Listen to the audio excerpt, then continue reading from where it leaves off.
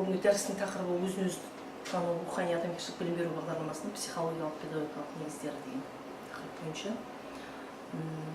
Қазір білім саласында болып жатқан өзгерістердің бірі өзін-өзі тану пәнін сабақтарға интеграциялау. Енді осы бағытта бүгінгі оқылатын лекциямның тоқталып өтейін.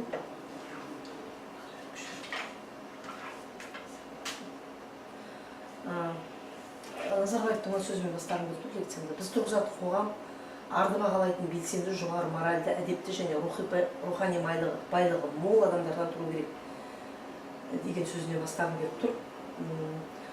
Назарбаевтың бұл сөзінің өзі қазіргі білімді алдымен адамгершілік рухани білім беруден бастау керек, жанды білім беру керек балаларға деген мағынаны білдіреді. Енді осы өзін-өзі тану рухани адамгершілік бағдарламасын интеграциялауды, жалпы осы білім беруді рухани адамгершілік білім кеңістігіне енгізуде үлкен қызмет атқарып жүрген адамдардың бірі Сара Алпысқызы Назарбаева «Өмір әдебі» деген кітабында «Бір минутта күмәнданбаймын, болмыстың мәңгілік сұрақтарына жауап беру үшін жалпы адамзаттық құндылықтарды жандандырып, өзіміздің рухани бастауға оралуымыз қажет. Мен осы кәусар рухани бастауды іздеу әрқайсымыздың басты мақсаттарымыздың бірегей екеніне сенімдімін. Немесе оны адам туралы білім құрамына жол іздеу десек те болады» деп көрсетеді. Енді өзін-өзі тану бағдарламасы кездейсоқ пайда болған бағдарлама емес, ол өзінің бастауын ежелгі грек философтарының еңбектерінен алады. Мысалы біз Фалестің мынандай несін алуға болады, цитатасын: «Сұлулық сыртқы тәнді әсемдеуден емес, рухани бастаудан басталады» дейді. Біз әрқайсымыздың ішімізде рухани бастау бар. Бұл рухани бастау деп отырғанымыз адамның бойындағы жалпы адамзаттық құндылықтар, яғни адамгершілік құндылықтар.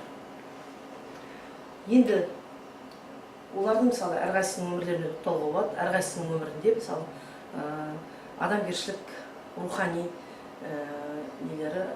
кезеңдері көрсетіледі. Сондықтан біз осы нелерде жалпы рухани адамгершілік білім беруде ежелгі грек философтарының идеяларын, айтқан ойларын мысалға аламыз, түсінікті болу үшін. Енді осы ежелгі грек философтарының ішіндегі белгілісі Сократ. Сократтың ішінде Сократтың өзіңді өзің таны деген әңгімесі бар, сөзі бар. Бұл сөз осы маңызды рөл атқарады. Сонымен бірге Конфуцийдің да мынандай сөздерін алуға болады. Бұл жалпы осы ненің бағдарламаның түйінді ойы адам өзін-өзі басқа адамды кінәлағаннан гөрі өзі қарау керек дегенді білдіреді. Мысалы Конфуций былай дейді: жақсы адамды кездессең, одан үйренуге тырыс. Ал жаман мінез құлықтағы адамды кездессең, өзің зертте дейді. Ешкім саған дос емес, ешкім саған жау емес, әрбір адам саған ұстаз дейді. Яғни әр адам біреуді кінәлағаннан гөрі өзінің бойындағы кемшіліктерді тексеру керек, зерттеуден өткізу керек деген ұғымды көрсетіп білдіреді. Енді біздің қазақстандық қазақ, яғни біздің ата-бабаларымыз қандай өзін-өзі тану туралы қандай сөздер айтқан. Әл-Фараби мысалы былай деген: адам мақсатына өзін-өзі жетілдіру арқылы жетеді, және адамның басына қонған бақыттың тұрақты болуы жақсы мінез-құлыққа байланысты дейді. Яғни әр адамның ойы сөзі болады, ал сөзі әрекеті болады. Әрекеті мінез-құлқы, мінез-құлқы өмір болады деп айтылады. Олай болатын болса, адам жақсы ой ойласа, оның өмірі солай болады. Өмірі жақсы болу үшін адам жақсы ой ойлау керек, жақсы сөз сөйлеу керек, жақсы әрекет істеу керек екен. Ыбырай Алтынсарин: имансыз еткен жақсылықтың пайдасы жоқ. Адамның не нәрсеге болса да берік сенім жүректен орын алмаса, ол нәтиже бермейді дейді. Яғни рухани адамгершілік білім туралы Ыбырай атамыз да осылай айтқан екен. Шәкәрім Құдайбердіұлы өзін-өзі танудың дамуында, яғни негізін салуда үлес қосқан ғалымдардың бірі деп айтсақ болады. Оны ар-ждан ілімі деген мектепте ілімді енгізу керек деп есептеген. Оның сол ар-ждан ілімі деп отқанымыз қазіргі заманғы өзін-өзі тану бағдарламасы. Мен осы Шәкәрім Құдайбердіұлы армандаған ар-ждан ілімі екен. Шәкәрімнің енді сөзіне келетін болсақ: адамға қоршаған табиғаттың жұмбақ сырын танып білу, оның өлшеусіз байлығына қажетіне жарат. Сол үшін жаратқан адамға ұнарлық мейір білу, нану, тану, ұғыну, бәрі ақыл ісі, олар мида қорытылып түсінік, ой, сезім болып шығады. Енді өзін-өзі тану рухани адамгершілік білім беру бағдарламасының психологиялық педагогикалық қағидалары бар. 5 қағиданы біз айтамыз. Оның ең біріншісі ізгілікке бағыттылық қағидасы. Екіншісі жалпы адамзаттық құндылықтар, әлеуметтік ынтымақтастық қағидасы, ұлттық мұра қағидасы және табиғи сәйкестілік қағидасы деген қағидалар.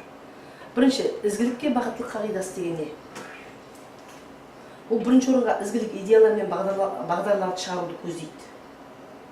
Мысалы, бұл бағдарлама бойынша тек оқушы ғана емес, мұғалім әуелі өзі өзгеру керек. Сол мысалы өзі өзгерсе ғана ол жақсы шәкірт тәрбиелеп, рухани адамгершілік білімі бар шәкірт тәрбиелей алады деген бұл бірінші қағида. Екінші, жалпы адамзаттық құндылықтар қағидасы деп аталады. Мұнда жаңағы өзін-өзі тану мазмұны адамның жоғары рухани табиғатының көрінісі ретінде мәңгілік жалпы адамзаттық құндылықтарға негізделуі тиіс деп есептеледі. Бұлар 5 құндылық: ақиқат, сүйіспеншілік, дұрыс әрекет, ішкі тыныштық және қиянат жасамау. Әлеуметтік ынтымақтастық қағидасы тұлғаның адами қасиеттерін толыққанды дамуына мүмкіндік беретін қосымша арнайы сабақтан іс-әрекетке жұмылдыруды талап етеді, яғни қоршаған ортамен, табиғатпен, әлеуметпен, яғни байланысты білдіреді. Ұлттық мұра қағидасы бұл жалпы адамзаттық рухани құндылықтарды ұлттық рухани мәдениет арқылы тану қажеттілігін алға тартады. Яғни біздің ұлттық салт-дәстүріміз, әдебиетіміз, мәдениетіміз осылармен байланыстыруды алға тартады екен. Табиғи сәйкестілік қағидасы тұлғаның жас және дара ерекшеліктерін, рухани адамгершілік дамудағы ішкі қажеттіліктер деңгейін, физиологиялық қалпын, психологиялық саулығын, адамның рухани табиғатының бірлігін ескереді. Яғни баланың табиғи жағдайы туралы айтатын қағида екен. Енді сананың құрылымы туралы зерттеген ғалымдар көп, солардың бірі Зигмунд Фрейд.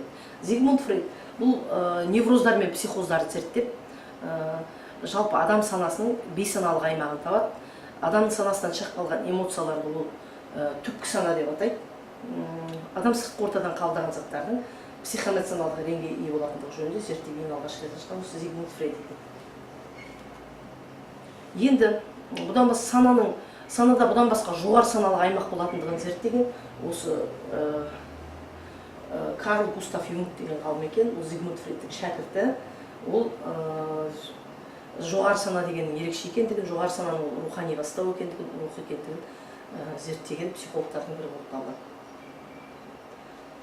Енді біз осы сана туралы айтатын болсақ, адам дүниеге келген кезде бала мысалы таза, ол әлі ештеңе білмейді. Ол бірте-бірте сыртқы ортадан қабылдау арқылы, 5 сезім мүшесі арқылы түрлі әрекет, түрлі ақпараттарды қабылдайды. Қабылданған ақпараттар саналы түрде және санадан тыс адамның түпкі санаға жиналады. Түпкі санаға барып психоэмоционалдық реңге ие болады. Сосын түрлі түрткі болған кезде ол эмоция түрінде көрінеді. Ал енді одан басқа адамның бейсаналық аймағы жоғары сана. Жоғары сана деген бұны рухани бастау деп атайды. Сонда мінекей жалпы адам санасы осындай кезеңдерден тұрады екен. Жоғары санаға адам жеткен кезде одан интуиция арқылы білінеді. Мысалы, интуиция арқылы жоғары санадағы ақпараттар көрінеді екен. Адам санасы ластанған кезде, түпкі сана қатты ластанған кезде адамда мысалы түрлі психикалық аурулар, невроздар, психоздар болуы мүмкін. Енді адам өзінің психикасын, санасын тазарту үшін сананың оның мысалы жолдары бар. Сананы тазарту тәсілдерінің бірі тыныштық сәті дейді. Мысалы, әр сабақтың алдында, өзін-өзі тану сабағында мысалы тыныштық сәттері немесе жағымды көңіл күй келтіру деген кезеңдер жасалады. Немесе терең тыныс алу, позитивті жақсы ойлау, ізгілік педагогтардың еңбектерін оқу, шынайы ниет, жақсы ойлар, жақсы жылы сөздер, жақсы іс-әрекеттер, рияз сүйіспеншілік беру, адамдарға көмек көрсету, міне осылардың барлығы адамның санасын тазартуға көмектеседі екен. Енді өзін-өзі тану пәнін оқытудың шарттары. Сара Назарбаева былай дейді: өз ойыңды өзгерт, сонда сен өз өміріңді өзгертесің дейді. Мен өз қадіріме жетсем, сен де бағалай аламын. Сен де өз қадіріңді түсініп, мен де бағалай аласың дейді. Енді жалпы түпкі санамыздағы ластанған түпкі сананы тазарту үшін адам жақсы ойлау керек, жақсы сөз сөйлеу керек, жақсы әрекет істеу керек, жақсы әдет қалыптастыру керек. Сонда адамда өмірі жақсы болады, ол жақсы адамгершілік істер жасай алады. Міне сонда біз рухани адамгершілік білімді балаларға бере аламыз, егер біз осындай ойымыз, сөзіміз, әрекетіміз бірлікте болатын болса.